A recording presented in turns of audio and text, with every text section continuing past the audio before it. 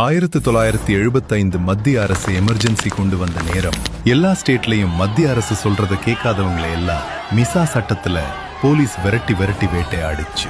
எழுத்துரிமை, கருத்துரிமை, பேச்சுரிமை எல்லாத்தையும் ஒடுக்க நினைச்சது அரசு. தமிழ்நாட்டுல மட்டும் ஒன்னும் பண்ண முடியல.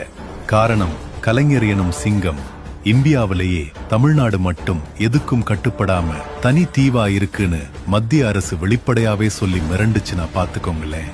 தமிழ்நாட்டிலையும் ஆதிக்கம் செலுத்த கலைஞர் ஆட்சிய தடாலடியா ஜனநாயக விரோதமா கலைச்சாங்க. ஆட்சி கலைஞ்ச 1 மணி நேரத்துல கலைஞர் வீட்டுக்கு வந்தது போலீஸ்.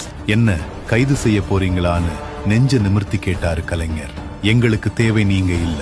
மிசா காலகட்டத்துல ஊர் ஊரா போய் பிரச்சாரம்னு மக்கள் கூட்டத்தை சேர்க்கிற உங்க மகன் ஸ்டாலின் தான் போலீஸ் சொன்னாங்க. அப்போ தளபதி ஒரு பிரச்சார நாடகத்துக்கு தலைமை ஏற்க வெளியூர் போயிருந்தாரு. இந்த தகவல் தெரிஞ்சு அவர் தலைமறைவாக